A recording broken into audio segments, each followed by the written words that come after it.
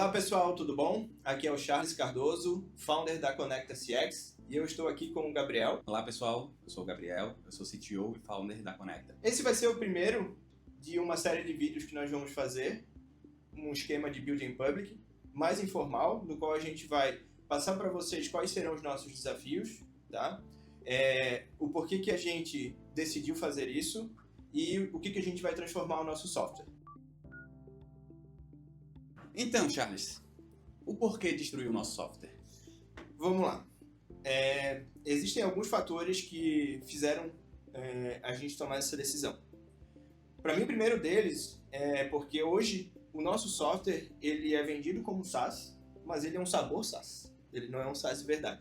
Tecnicamente falando, hoje a nossa estrutura ela funciona dentro de um monolito, onde a escala ela é vertical, ou seja, quando a gente chega no nosso limite de clientes, a gente vai e sobe um novo site, né? Uma nova máquina, e ali enche de novo, aí vai para o próximo, vai para o próximo. Isso dificulta muito a manutenção, né?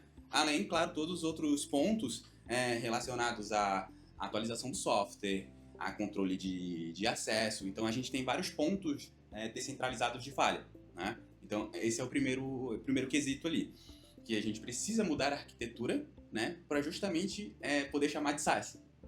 Certo. O software do jeito que ele é hoje fez a gente conquistar aí vários clientes, tá? Clientes inclusive com grande porte. Porém, esses clientes eles não são tão saudáveis para a empresa. O fator principal disso ter acontecido é porque a forma como a gente vende o nosso software hoje, ela requer muito serviço embarcado. Então, eu não consigo só entregar o software para o cliente e deixar que ele se vire, seja livre lá dentro do software e faça um chatbot, uma automação, conecte o WhatsApp dele, né? Hoje, a gente entrega tudo feito para o cliente, faz onboard, faz kickoff, treinamento, ajuda, CS, constrói o bot para ele, constrói a jornada, faz automação, integração. Então, a gente entrega um serviço embarcado gigante. Parando para pensar, fez a gente chegar à conclusão que isso não faz a gente escalar de uma forma saudável. Então, por isso que a gente está pivotando o nosso software, né, destruindo o jeito que ele funciona hoje, para que a gente possa entregar um serviço, né, um software de fato que vai ter toda a parte de accountability automático, ou seja, criação de conta, pagamentos, contratação de créditos, tudo automático, o cara entra, cria a conta, faz tudo de forma automática, sem interagir necessariamente com o humano. E também, dentro do software, a gente está desenvolvendo módulos que sejam muito mais fáceis de utilizar. Vai ser muito fácil construir um chatbot, uma automação básica, conectar o meu WhatsApp, conectar o meu Instagram, e uma pessoa ali, a nossa ideia é que uma pessoa comum consiga entrar lá e fazer o básico bem feito, né? Aí, o além do básico, a gente vai trazer junto com nossos parceiros, né? Então, a gente também vai precisar criar aí um programa de parceiros para que esses parceiros possam implementar nossa solução no cliente final. E com isso também a gente vai trazer a criação de uma comunidade da Conecta. E outra questão é o porquê destruir. O que é o destruir? O ponto aqui é que a gente vai precisar refazer a nossa arquitetura desde o core. Então a gente vai mexer nas entranhas, né, do nosso software, mudar ele, e quando a gente fala em destruir, é destruir mesmo, porque é quase como se a gente estivesse construindo um software novo. E não só na parte técnica, mas na parte de processos comerciais, processos dentro da empresa. Então, a palavra destruir, ela cabe muito nesse... Faz bastante sentido. Faz bastante sentido. Agora vamos lá, Gabriel. Para a gente fazer toda essa mudança, quais vão ser os nossos principais desafios tecnológicos? Aqui é um ponto bem interessante, porque a gente está fazendo uma mudança de arquitetura bem complexa, né? Então, como eu falei anteriormente, a gente está mexendo no core do sistema, a gente está trazendo uma atualização de arquitetura, então, inclusive, nós fomos atrás de parceiros para prestar para a gente consultoria, né, em relação a como a gente deveria construir essa arquitetura nova, até porque a gente tem uma experiência num tipo de arquitetura, que é o que a gente emprega hoje no nosso software, e para fazer essa atualização, nada melhor do que a gente, né, se cercar de pessoas que conheçam e que possam trazer para a gente conhecimento específicos para que o software aguente a escala. Então, esse é o primeiro desafio, porque a gente está mudando a arquitetura, a gente está mudando a nossa infraestrutura, né? Então, são dois pontos técnicos ali, a infra, né, e a arquitetura do software em si. A outra questão é lidar com o legado.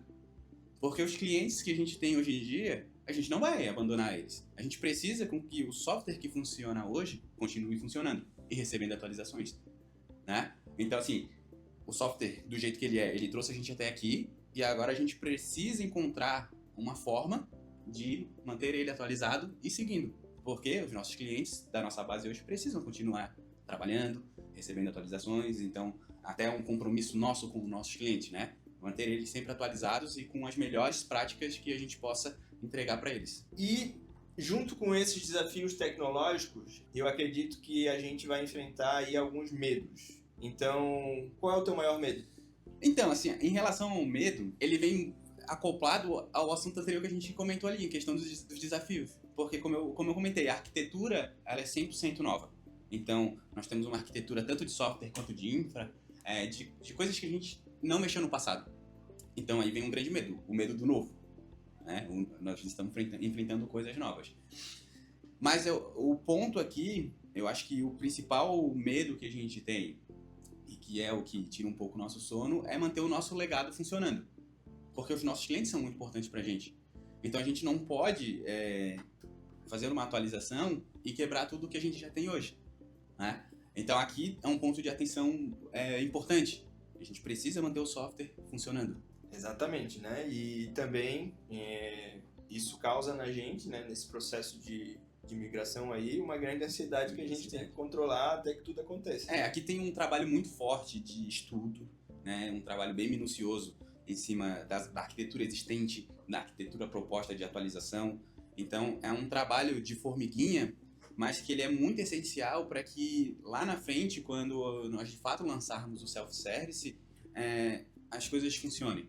Né? A gente não pode arriscar, a gente tem que chegar lá tendo a certeza de que tudo vai funcionar de acordo com o que foi planejado.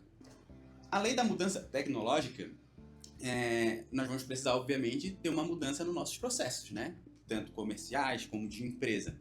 Então, conta pra gente, Charles, como que tu tem planejado essa mudança? Né? O que vai vir de novo? Então, pessoal, vamos lá. A mudança de arquitetura do software e ele se tornar um software que é um SaaS de fato, um self-service, traz alguns desafios que a gente vai precisar enfrentar. Primeiro é a nossa mudança de estratégia comercial. Hoje a gente vende um software com um serviço embarcado. Então a gente tem um processo de onboarding, treinamento, tem um valor agregado maior, inclusive o MRR de uma venda nossa é um pouco maior hoje. A gente vai mudar isso de uma forma completa e a gente vai dividir o nosso comercial em 2 focos. Né? O primeiro foco é trazer parceiros, né, de negócio, que a gente vai criar um programa para esses parceiros, para que eles possam, além de usar o nosso software, eles possam indicar o nosso software entregando um serviço adicional para o cliente final. Né? Porém, a gente não vai deixar de vender para o cliente final, de uma forma que a gente preste para ele não o serviço que a gente presta hoje, que é vou fazer tudo para você, mas que atenda ele de uma forma que ele consiga usar e a operação dele funcione perfeitamente. Além disso, o nosso suporte ele funciona de um jeito hoje, ele vai ter que mudar. A gente vai criar processos novos, porque hoje a gente faz muito e ajuda pouco. Então nossos clientes eles acabam ficando acostumados com o que pedir, a gente pede e a Conecta faz.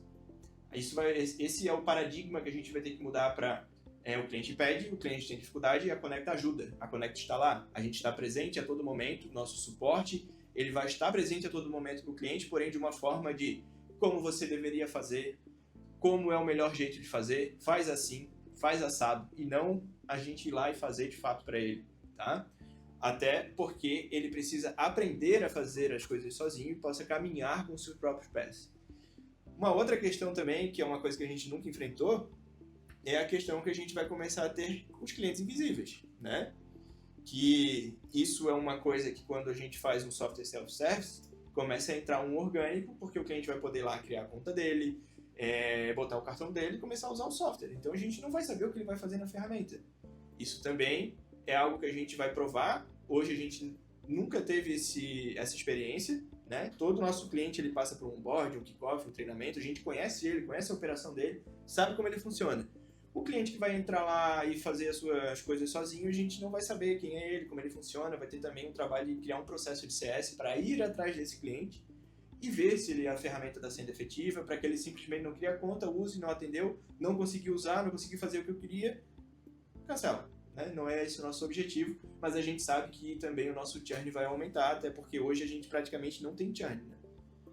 Eu acho que a rotatividade, né, acaba aumentando, até porque como a gente tira aquela fricção de entrada, então o cliente entra, testa, curtiu, não curtiu, ou fica, ou sai, enfim.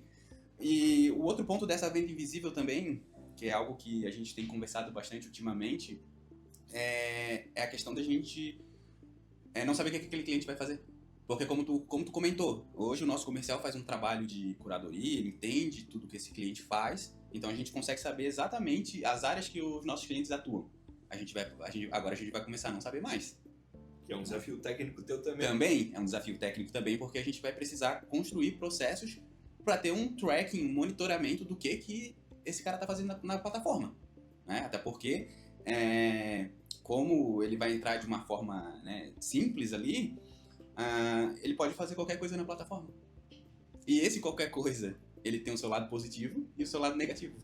Com certeza, até porque, né, como a gente utiliza uma plataforma de comunicação, de atendimento, a gente utiliza canais, né, de terceiros. Por exemplo, a gente pode conectar um Instagram, um WhatsApp na nossa ferramenta, que as regras não são da Conecta, as regras são da Meta.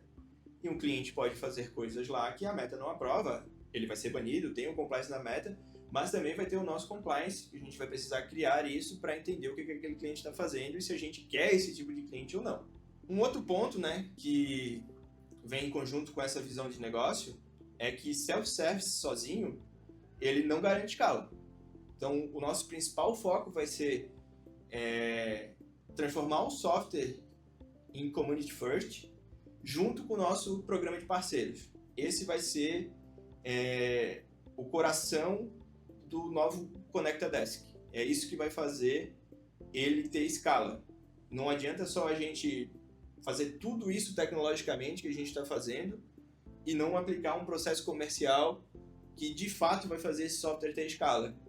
Eu conheço vários softwares no mercado muito bons, com diversos módulos e funcionalidades que não conseguem escalar porque o processo comercial ele não foi pensado. Né? Então esse também é um ponto que a gente precisa trazer aqui, principalmente para quem está pensando em fazer um SaaS nos dias de hoje. Pessoal, agora eu vou trazer para vocês um pouquinho, né, do que é a plataforma Conecta Desk, o que ela é hoje, né, e o que a gente vai transformar ela. Né? Hoje, o Conecta Desk ele tem todos os módulos que a gente está desenvolvendo, só que ele não é um self-service. Né? Então, a gente não pensou muito em facilitar para o cliente utilizar. Então, a gente está pegando tudo isso que ele já tem, melhorando e fazendo ele ser fácil de usar.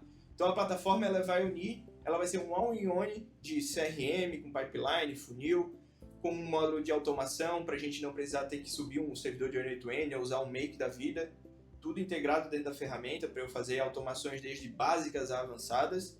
Também um sistema de chatbot para eu poder focar no meu atendimento e fazer um atendimento automatizado e tudo isso drivado por IA.